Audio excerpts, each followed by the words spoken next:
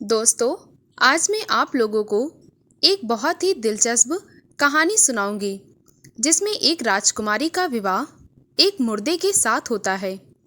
राजा की बेटी का विवाह मुर्दे के साथ क्यों हुआ, इस कहानी में सब कुछ विस्तार से सुनेंगे। अगर इससे पहले आप मेरे चैनल पर नए हैं तो प्लीज़ मेरे चैनल को सब्सक्राइब करें, वीडियो को लाइक और शेयर करें। तो आइए कहानी को सुनते हैं। बहुत समय पहले की बात है। किसी नगर में एक राजा राज्य करता था। राजा के पास किसी भी चीज़ की कोई कमी ना थी। राजा के यहाँ अपार धन था। रानी भी हमेशा भगवान को इस बात का धन्यवाद देती कि उन्होंने उसे रानी बनाया है। रानी भगवान शिव की बहुत बड़ी भक्त होती है। राजा के राज्य में सब कुछ कुशल मंगल से चल रहा था, परंतु राजा रानी को एक बात का बहुत दुख था, क्योंकि उन्हें कोई बेटा या बेटी नहीं हुआ था। सभी लोग राजा को निर्बंसी और रानी को बांझ कहकर बुलाते थे। राजा और रानी को देखना सब लोग अशुभ समझते थे। यह बात रानी और राजा को बिल्कुल अच्छी ना लगती। अक्सर रानी भगवान शिव के मंदिर में जाकर उनसे इस बात की शिकायत करती कि उन्होंने अभी तक उन्हें कोई संतान क्यों नहीं दी और लोग उसे बांझ कहकर बुलाते हैं। इस बात का उसे बहुत दुख होता है। राजा हमेशा रानी को यही समझाते कि हमें भगवान पे विश्वास करना चाहिए। समय आने पर वे हमें संतान का भी सुख देंगे। वे दोनों भगवान शिव पर पूरी तरह से आश्रित थे। नारद मुनि जब रानी को इस तरह परेशान देखते तो वे भी बड़े ही परेशान हो जाते। एक बार वे भगवान शिव के पास जाते हैं और कहने लगते हैं, प्रभु, आपने राजा और रानी को सब कुछ दिया है, परंतु उन्हें एक संतान क्यों नहीं दे देते? आपके हाथ में तो सब कुछ है। तभी भगवान शिव नारद मुनि से बोले, मुनिवर, आप इतना चिंतित क्यों हो रहे हैं? हम उन्हें समय आने पर वह आशीर्वाद भी दे देंगे। कुछ दिनों के बाद रानी को एक बेटी होगी जो कि करमजली होगी, जिसका विवाह एक मुर्दे या फिर सांड से होगा। तभी मुनिवर कहने लगे, यह कैसी लीला है प्रभु? इतने दिनों के बाद राजा और रानी को संतान का सुख प्राप्त होगा और आप इस तरह की कन्या उसे क्यों दे रहे हैं? तभी भगवान शिव कहने लगे, यह राजा और रानी की किस्मत है, इसमें मैं कुछ नहीं कर सकता। सभी को अपनी अपनी किस्मत के अनुरूप ही सब कुछ मिलता है। इतना कहकर भगवान शिव अंतर ध्यान हो गए। नारद मुनि भी अपने रास्ते चले गए। राजा और रानी भगवान शिव की भक्ति में लीन रहते थे। उसके राज्य में सब कुछ बहुत अच्छे से चल रहा था। धीरे धीरे समय बीत रहा था। एक दिन रानी को गर्भधारण हो गया। यह समाचार पाते ही राजा खुशी से फूला ना समाया। वह रानी की बहुत देखभाल करता था और भगवान शिव को बहुत बहुत धन्यवाद देता था। धीरे धीरे 9 महीने बीत गए। रानी के प्रसव का समय आ गया और रानी ने एक बहुत ही सुंदर बेटी को जन्म दिया। राजा ने पूरे नगर में मिठाइयाँ बंटवाईं। ढोल नगाड़े बजने लगे। राजा को इस बात की बहुत खुशी थी कि अब उसे कोई निर्बंसी नहीं कहेगा। राजा और रानी अपनी बेटी का बड़े ही प्यार से लालन पालन कर रहे थे। धीरे धीरे वह बेटी बड़ी होने लगी। राजा प्यार से उसे रानी बेटी कहकर बुलाता था। अब राजा ने उसकी शिक्षा के लिए उसे गुरुकुल में भेज दिया। आचार्य बहुत विद्वान था। उसने जैसे ही राजा की बेटी को देखा और उसकी मस्तिष्क रेखा को पढ़ लिया, वह समझ गया कि यह बहुत बड़ी करमजली है। इसका विवाह किसी मुर्दे के साथ या फिर किसी सांड के साथ होगा। वह आचार्य अक्सर उसे करमजली कहकर बुलाता था। यह बात राजकुमारी को बिल्कुल अच्छी ना लगती। उसके साथी भी उसका मजाक उड़ाते थे। धीरे धीरे अब राजकुमारी को बहुत गुस्सा आने लगा। एक दिन वह राजा के पास गई और कहने लगी, अब मैं गुरुकुल नहीं जाऊंगी। आचार्य मेरा मजाक उड़ाते हैं और सभी बच्चे मिलकर हंसते हैं। तभी राजा कहने लगा, परंतु आचार्य ऐसा क्या करता है?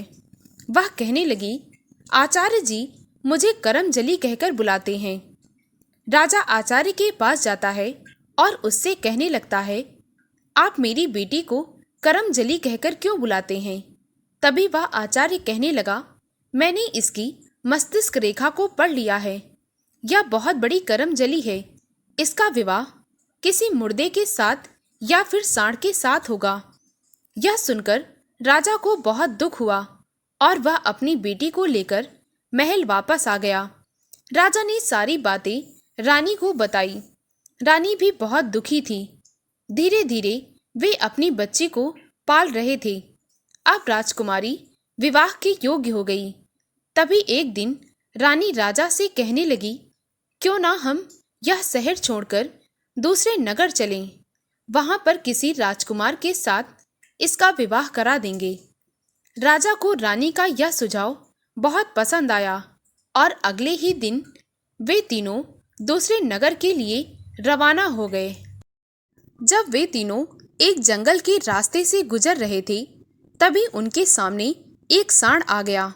सांड को देखते ही रानी और राजा बहुत घबरा गए। वे तीनों छिपने की कोशिश कर रहे थे, परंतु वह सांड उन्हीं की तरफ दौड़ा चला आ रहा था। तभी रानी भगवान शिव से कहने लगी, हे प्रभु, अब आप ही हमें बचा सकते हैं। कृपा करके इस धरती को फाड़ दीजिए और हम तीनों इसी के अंदर छिप जाएं। थोड़ी ही देर में कुछ ऐसा ही हुआ। अचानक से वहां की धरती फट गई और राजा अपनी बेटी और रानी के साथ उसी धरती के अंदर चला गया। वह सांड बाहर ही बैठा तीनों का इंतजार कर रहा था। जब बहुत देर के बाद वे तीनों नहीं आए तो वह सांड वहां से चला गया। फिर रानी ने भगवान शिव से प्रार्थना की, अगर वह सांड चला गया हो तो हम तीनों को इस धरती से बाहर निकालो। थोड़ी देर बाद वे तीनों धरती के ऊपर आ गए। अब राजा अपनी बेटी को लेकर आगे सफर के लिए रवाना हुआ। चलते चलते रात होने लगी थी। रानी और राजकुमारी भी बहुत थक गए थे। उन दोनों को आराम की बहुत ज़रूरत थी। तभी अचानक से राजा को एक महल दिखाई पड़ा। राजा ने सोचा, क्यों ना चलकर आज की रात इसी में गुजार लें। इसीलिए राजा, रानी और राजकुमारी उस महल के बाहर पहुंच गए। वह महल देखने में बहुत सुंदर लग रहा था। ऐसा लग रहा था मानो इस महल में किसी भी चीज की कोई कमी न हो। राजा ने दरवाजा खोला। सबसे पहले राजकुमारी उसके अंदर गई। जैसे ही राजकुमारी ने महल के अंदर कदम रखा, अचानक से दरवाजा बंद हो गया। राजा और रानी उस महल के अंदर न आ सके। राजकुमारी ने बहुत कोशिश किया कि वह दरवाजा खुल जाए, परंतु वह दरवाजा नहीं खुला। राजा ने राजकुमारी से कहा, रानी बेटी, तुम घबराओ नहीं। आज रात कैसे तैसे उस महल में बिता लो। सुबह होते ही मैं कुछ न कुछ प्रबंध अवश्य करूँगा और यह दरवाजा तोड़ दूंगा। तभी राजकुमारी को बहुत भूख लग रही थी। उसने सोचा, जरूर इस महल में कुछ ना कुछ खाने को होगा, क्योंकि महल में किसी भी चीज की कमी ना लग रही थी। तभी अचानक से राजकुमारी की नज़र एक कोने में बने हुए चूल्हे पर गई। उसने सोचा, चलो चलकर इस चूल्हे में कुछ पका लें। राजकुमारी चूल्हे के पास गई और उसमें पड़ी राख को निकालने लगी। अचानक से एक हवा का झोंका आया और वह राख उड़कर राजकुमारी की मांग में ऐसे भर गई मानो कि सिंदूर। राजकुमारी बहुत हैरान हो गई और वह भागी भागी दरवाजे के पास गई। वह राजा से कहने लगी, पिताजी, अचानक से चूल्हे की राख मेरी मांग में इस तरह भर गई है मानो कि सिंदूर। तभी राजा को उस आचार्य की बात याद आ गई। उसने कहा था, कि राजकुमारी का विवाह किसी मुर्दे के साथ होगा या फिर किसी सांड के साथ। राजा समझ गया कि मेरी बेटी की किस्मत में यही लिखा है। तभी राजा ने अपनी बेटी से कहा, रानी बेटी, मैं तुम्हारी किस्मत नहीं बदल सका। तुम्हारी किस्मत में यही लिखा है। अब यही महल तुम्हारा नसीब है। तुम्हें यहीं रहना होगा। तुम्हारा विवाह एक मुर्दे के साथ हो गया है। अब हम दोनों को अपने महल वापस लौट जाना चाहिए। इतना कहकर राजा रानी वहां से वापस अपने महल आ गए। राजकुमारी उस महल में अकेले बहुत परेशान हो रही थी। तभी उसकी नज़र एक कोने में पड़ी एक लाश पर गई, जिस पर बहुत ज़्यादा घास उग आई थी।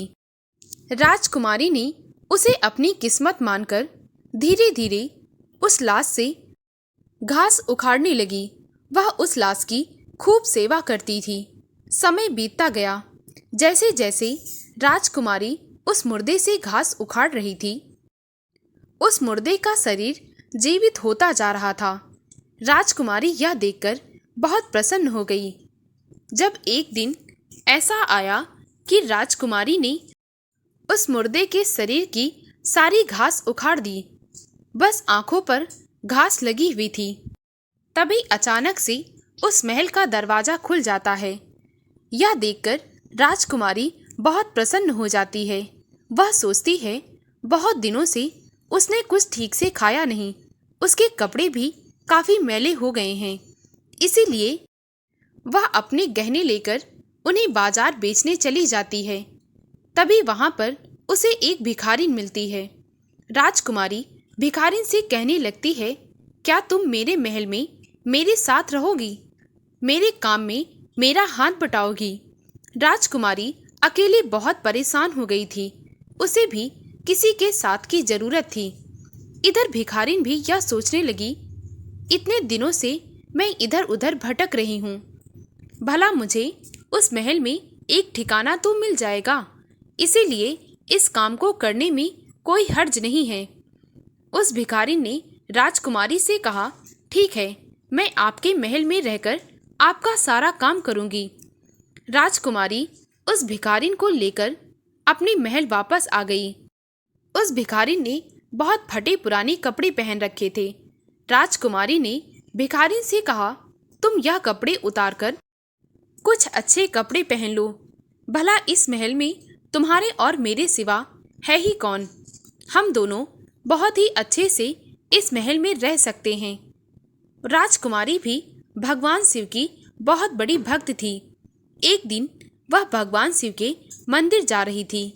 तभी राजकुमारी ने भिखारिन से कहा, तुम महल के सारे काम कर देना, परंतु याद रहे, इस मुर्दे की आंखों पर से यह घास मत उखाड़ना। इतना कहकर राजकुमारी भगवान शिव के मंदिर चली गई और अपने पति के लिए प्रार्थना करने लगी। इधर वह भिखारिन महल के सारे काम करके बैठी हुई थी। तभी अचानक से उसे यह याद आया कि राजकुमारी ने इस मुर्दे की आंखों से घास उखाड़ने के लिए मना किया था। वह सोचने लगी, भला राजकुमारी ने ऐसा क्यों कहा? इसकी आंखों पर यह घास क्यों लगी हुई है? उस भिखारिन ने राजकुमारी की बात ना मानी और जाकर उस मुर्दे की आंखों पर से वह घास उखाड़ दी। जैसे ही उस मुर्दे की आंखों से घास उखाड़ी गई, वह तुरंत उठकर बैठ गया। वह तो एक बहुत ही खूबसूरत राजकुमार था। जब राजकुमार ने उस भिखारिन को देखा तो उसे यह लगा कि इतने दिनों से उसकी जो सेवा कर रही थी, यह वही लड़की है। राजकुमार उस भिखारिन से कहने लगा, तुमने मेरी खूब सेवा की है, इसीलिए मैं तुम्हें अपनी रानी बनाना चाहता हूँ। क्या तुम मुझसे विवाह करोगी? उस भिखारिन के मन में लालच आ गया। वह सोचने लगी, अगर राजकुमार ने उसके साथ विवाह कर लिया तो वह इस महल की रानी बन जाएगी और सब पर राज करेगी। उस भिखारिन ने विवाह के लिए हाँ कर दिया। जब राजकुमारी मंदिर से वापस आई तो उन्होंने देखा कि वह राजकुमार जीवित है। राजकुमारी ने भिखारिन से कहा, मैंने तुम्हें मना किया था कि तुम इसकी आंखों पर से अभी वह घास मत उखाड़ना। मैं वापस आकर इसकी आंखों की घास उखाड़ती। मैं भगवान शिव के मंदिर इसलिए गई थी ताकि मैं इसके लिए प्रार्थना कर सकूं। वह भिखारिन कहने लगी, मैं समझ गई थी कि आप इसके पीछे कोई ना कोई राज अवश्य छिपा रही हैं। इसीलिए मैंने इसकी आंखों से वह घास उखाड़ दी और यह एक सुंदर राजकुमार के रूप में बदल गया। अब राजकुमार मुझे ही अपनी पत्नी बनाना चाहता है। वह मुझसे विवाह करना चाहता है। इसीलिए अब तुम इस महल की नौकरानी बनोगी और मैं रानी। इतना कहकर वह भिखारिन वहां से चली जाती है। राजकुमारी ने भी इसे अपनी किस्मत मानकर चुपचाप स्वीकार कर लिया और राजकुमार से इस बारे में कुछ भी नहीं कहा। राजकुमार विवाह की तैयारियां करने लगा। इसीलिए वह विवाह का सामान लेने शहर जा रहा था। तभी उसने भिखारिन से कहा, क्या तुम्हें कोई सामान चाहिए? मैं शहर जा रहा हूँ विवाह का कुछ सामान लाने। तभी वह भिखारिन कहने लगी, इस महल में मुझे सब कुछ मिला है और अब तो पति के रूप में आप मिल रहे हैं। मुझे कुछ भी नहीं चाहिए।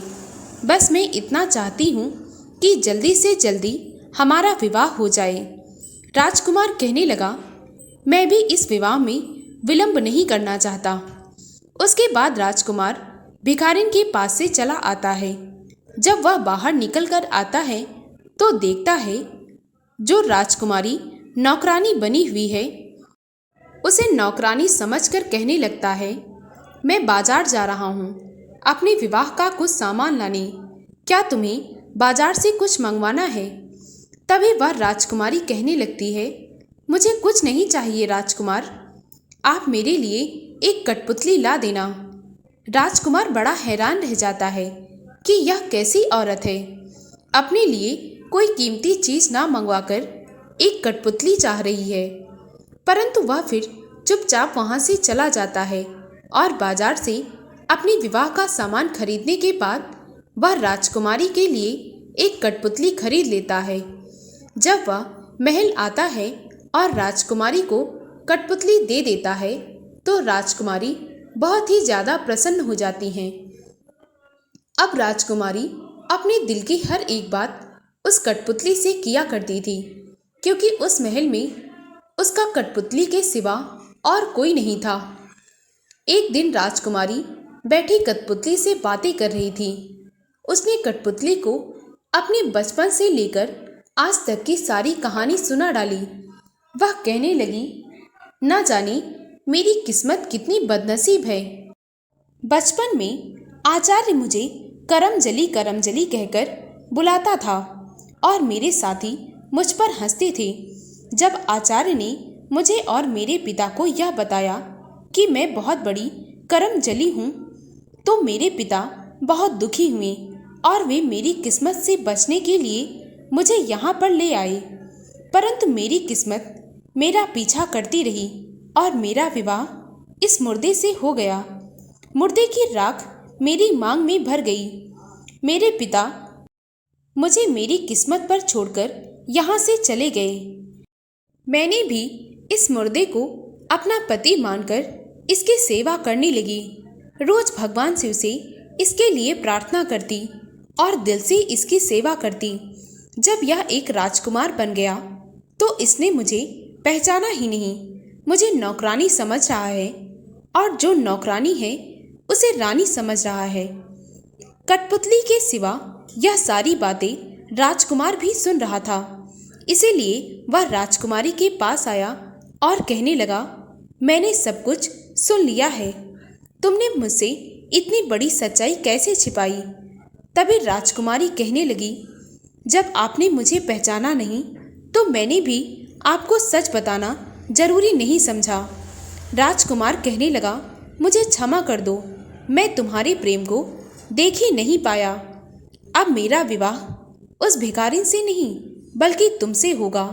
मैं तो तुमसे प्रेम करता हूँ। जिसने मेरी इतनी सेवा की, मुझे इतना प्यार दिया, मैं उसी से प्रेम करता हूँ। अगले दिन विवाह के लिए पूरा महल दुल्हन की तरह सजाया गया। पर पंडित पुरोहित सब विवाह के लिए मंडप में आ गए। राजकुमारी को अपनी दुल्हन बनाकर मंडप में ले गया। उधर वह भिखारिन दुल्हन के लिबास में बैठी राजकुमार का इंतजार कर रही थी। जब काफी समय के बाद राजकुमार उसके पास नहीं गया तो वह भागी भागी नीचे आई। उसने देखा राजकुमार मंडप में उस राजकुमारी के साथ विवाह कर रहा है, तो वह कहने लगी, राजकुमार आप यह क्या कर रहे हैं? आप एक भिखारिन के साथ कैसे विवाह कर सकते हैं? आप तो मुझसे प्रेम करते हैं और आप यह भी जानते हैं कि मैंने आपके लिए ना जाने कितने कष्ट उठाए हैं। तभी राजकुमार कहने लगता है, अब तो झूठ बोलना बंद कर दो भिखारन, मुझे सब कुछ सच पता चल चुका है। उसके बाद राजकुमार उस भिखारन को कैद में डलवा देता है और राजकुमारी के साथ विवाह करके खुशी खुशी जीवन जीने लगता है। दोस्तों, अगर आपको मेरी कहानी अच्छी लगी हो तो प्लीज़ मेरे वीडियो को लाइक और शेयर करें। मुझे ज़्यादा से ज़्यादा सपोर्ट करें ताकि मैं आप लोगों के लिए और भी अच्छी अच्छी कहानियाँ ला सकूं। कहानी को पूरा सुनने के लिए बहुत बहुत धन्यवाद।